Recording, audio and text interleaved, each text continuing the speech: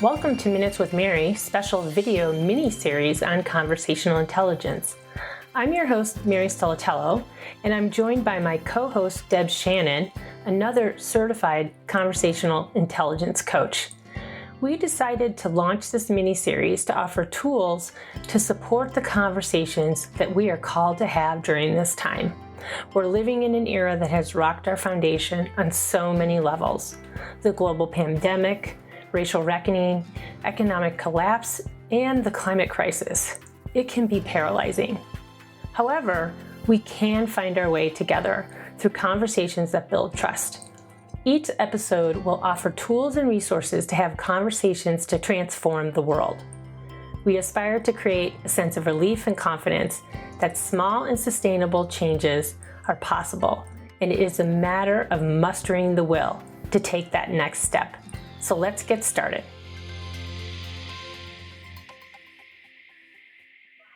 Hey, Deb, how are you coming into today's call? Hi, Mary. I'm thinking about how endings are new beginnings.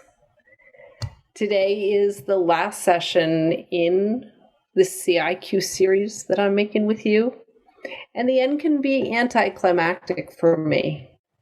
So I'm focusing on the ripples that we set in motion, and I'm really curious about what the biggest takeaways are that our listeners have enjoyed. What about you, Mary? Honestly, Deb, I am a little sad that we're coming to this final episode of the miniseries. It's been a total blast to partner with you on this, and I know this isn't the end of our collaboration. I have no doubt there will be more opportunities in the future to explore other topics. So, listeners, in preparing for this final tips and tools episode, we both reached out to some of you and we asked, what's been helpful and what would you like to hear a little more about? And we both are arriving in today's episode with some ideas, some of our top 2 or 3 faves. So, Deb, what do you have to share? Well, Mary, what I heard from listeners is that they were hooked on really understanding some of the basic steps of adult learning, where you learn about the tools and then you learn to use the tools, and then the tools become a part of who you are. And they were really interested in more understanding of embodiment. And that aspect of who you are is embodiment. And it's fundamentally about building trust for these concepts. Here's what we learned about the neuroscience of trust in conversation. So trust exists in the presence of oxytocin.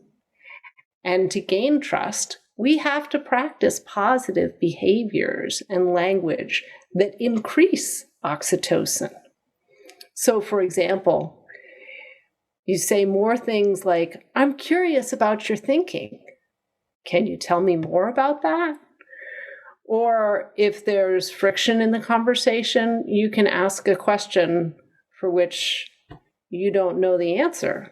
Like, what resources can we use to gain more common ground? And when you ask a question like that, you recognize that there's some discord and you're not blaming anybody. And it's an offering to find a way to improve the conversation. It takes courage to ask that kind of question in that way. And by making yourself vulnerable, you're increasing the flow of oxytocin to the prefrontal cortex and opening up the executive part of the brain where higher levels of engagement take place. That ability to imagine a shared future is a good example. So at the same time, you're raising oxytocin levels and building trust. It's a way of settling down the cortisol, which would be stimulating that fight, flight, freeze, and appease response. from the amygdala, where, if you're in tension, that shows up a lot. So what does it mean to embody trust? Talking about skills and practicing is essential, right? The rubber hits the road when you're in a sincere state of trust and goodwill. And that means that you're getting beyond a group trust discussion to actually experiencing it. So, what do you naturally do that shows people your will to trust, to level up and to be vulnerable? Do you propose new ideas freely? Or can you confidently ask for more information and actually show others that you don't have all the answers? That's embodying trust. So, listeners, now that we've talked about it, are you able to recognize what level of trust you're integrating in conversations?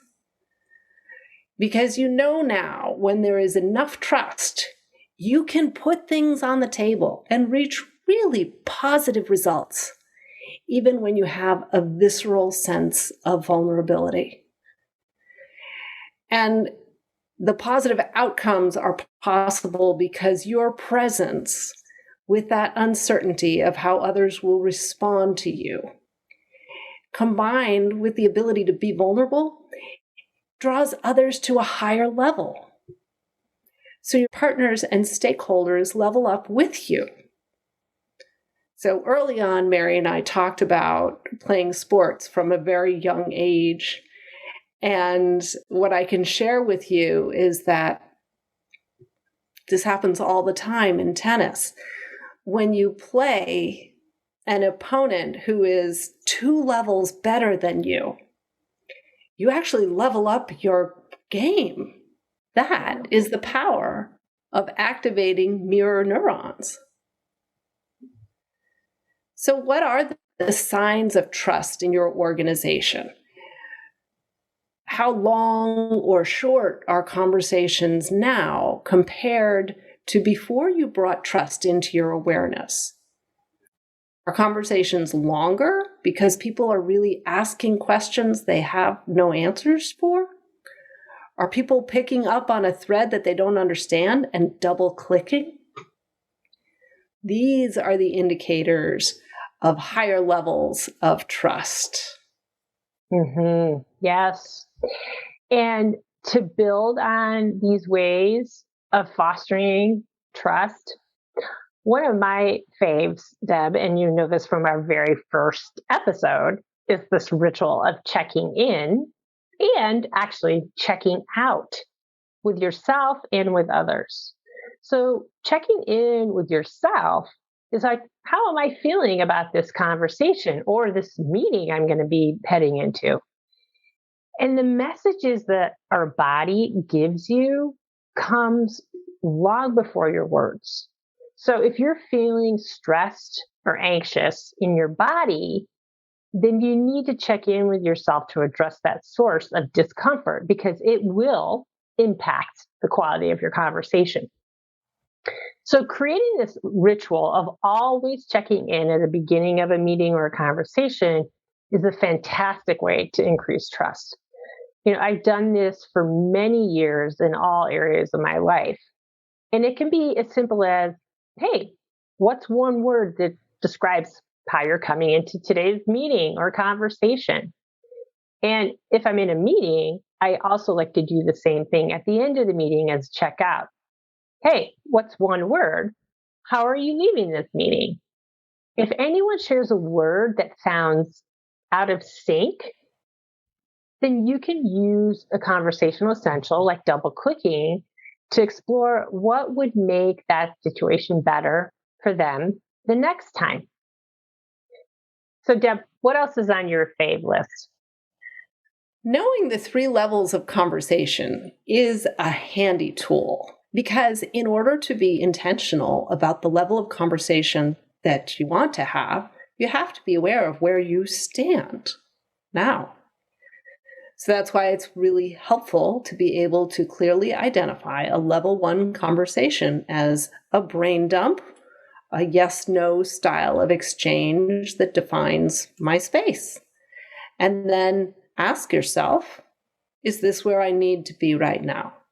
Sometimes team check-ins never get above a level 1, and that's where being intentional can be really helpful. A level 2 conversation is positional, defining boundaries and knowledge, and the speaker is really trying to make his or her point persuasively.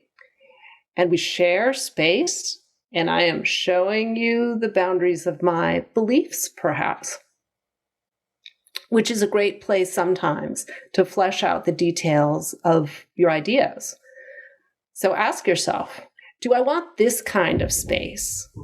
Or would more space for creativity be useful? And if you want to level up, you can say more things like, I really would like to understand your thinking. Tell me more. This shows you've put a lot of effort into it. How can we level up these ideas? And those kinds of comments really elevate oxytocin again. A level 3 conversation, sky's the limit, Mary. In that level 3 zone, we create new spaces by inviting questions for which we have no answers, and then agreeing on the elements of a shared vision for the future or possibility or the expansiveness of the conversation. And to get to a level 3 and maintain it, you can use exploratory questions like, then what are the actual possibilities of this idea that actually creates the space for imagining something new in the world?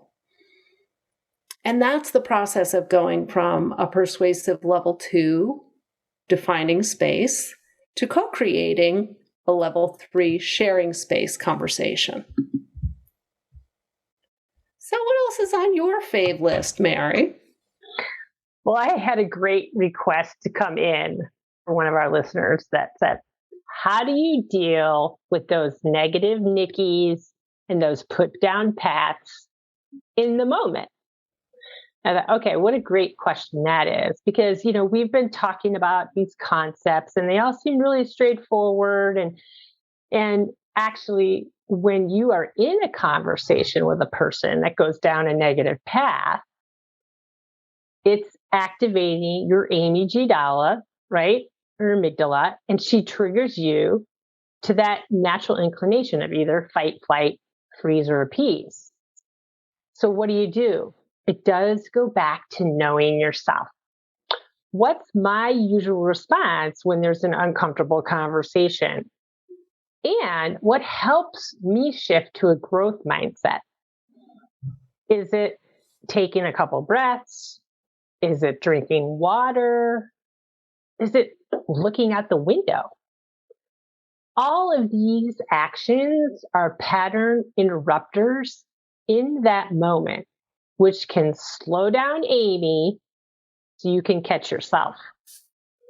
So while you are taking just a few seconds to do this, and Nikki and Pat have continued down their negativity spiral, you can then practice a pattern interrupter with them and say, hey, Nikki, Pat, sounds like you have a lot of feelings or opinions about this particular topic. Could you take a breath and slow down so we can explore this a little more carefully? So that can give you the break you need, and it also gives them a break as well, to pull out one of these conversational essentials. Double clicking, hey, what did you mean exactly by that word? Or reframing, refocusing, or redirecting by saying some things like, what might be another possible way of seeing this situation? So the key to the in the moment situations is to break the pattern first with yourself and then for the other person in the conversation. So Deb, what else comes to the top of your list? One of our communications challenges, Mary, is the inclination towards deficit thinking, which is that we expect ever less rather than more and more of the good stuff. And this mindset has been ingrained in lots of workplace cultures, especially. And it really speaks to the fixed mindset that limits new possibilities. And here we are. Granted, it's at the end of our series together, but I'm thinking about ripples forward, right? And it's springtime where I live, almost. The days are longer for sure. So I see it as a season of renewal and blossoming, a time to grow and expand and develop in new ways. And one of the things that you and I have been working on is creating a shift towards a growth mindset. Absorb some of that expansion in the natural environment. We're inviting you listeners to take that next step, accounting now for what's going right. Take a moment to build on your observations of positive things that you didn't necessarily expect. And then make your choice to be intentional about creating the space that you want to be in conversationally, rather than being stuck in the awareness that some things are flawed. So here in this concluding session, we're drawing you into this space for you to feel the changes that you're able to make when you embody CIQ, using positive language, thinking as highly and most curiously about others as you possibly can. So say less of, I can't see how you would pull that off, or what could be so hard about that? You don't get it, do you? And bring in the positive statements. So Mary, what have you got as your next fave? Well, this is the final tip on my top 3 list. And it builds on what we've just been talking about. And how do you calm yourself down when there's a lot of cortisol pumping? Besides this idea of waiting 26 hours, as we said in one of our previous episodes, that cortisol stays with us internally for 26 hours. So, this is a nice companion to dealing with the nickies and the pats in the moment. Are you able to let that negativity roll off your back like a duck? And I mentioned a few of these ideas earlier, as I called them, these pattern interrupters, literally disrupting that flow of information or cortisol in your brain. But I also just came across a short blog post on Thrive Global, and they offered a few more options, and listeners will put this link in the show notes as we've done in the past. So just as a refresh, taking a couple deep breaths, taking a few sips of water, looking out the window. These are all ways to disrupt any information flow in that moment. And a few others. Do a quick internal mantra statement. That is their energy, not my energy. Close your eyes. Think of a happy memory in that moment. And then this ABC method, which is a little bit of a combination of A, awareness that stress is elevated. B, breathe to calm that autonomic nervous system. And then C, being a conscious choice. I'm choosing to remain calm while offering support in this moment. So Deb, how about you? Do you have some other tips you could add to calm down in those moments when cortisol's pumping? I do. And I also just want to point out that this is a great example of expansive thinking. If you have the power in the moment to recognize elevated cortisol, you have choices, right? Look at this great list of opportunities to use an interrupter that you just chose. We are not backed against the wall. We have so many choices from which to draw in any given moment to restore balance for ourselves. So as I mentioned in one of our earlier episodes, I really use affirmations to help myself. So if I'm riding my mountain bike uphill, I say repeatedly, I'm strong, I am resilient. Strong to get me up the hill and resilient in case I fall off my bike. And I will take walks and just prepare myself with the things sometimes that other people have told me that they appreciate about me, and affirm the intention to bring good into the world. I am here to do good. I am here doing good. Beautiful. I love those. The power of affirmations is so strong. And so thank you for sharing them to the list. Well, listeners, we're at that point. And we hope that over these 6 episodes, you found some tools and resources that help create a sense of relief and confidence that you can build trust in your conversations with just a few small changes. So if you haven't already put anything into practice, you've got this. We know you have the will to transform your next conversation. Go try it. Every step you take has a ripple effect that you may never see. However, it has impact by putting positive DNA connection points in the world of conversation. If you're ever feeling stuck, you can always reach out to either one of us for a boost of oxytocin. So, Deb, let's do our checkout. And we're going to do a one-word checkout like I was talking about earlier. How are you feeling after this mini-series? My one-word checkout, Mary, is drive. And I'm going to build on that with onward. So great to be with you through this ride, Deb. And I know we'll have another in the future. Thanks so much for joining me. Thank you, Mary. It has been a blast.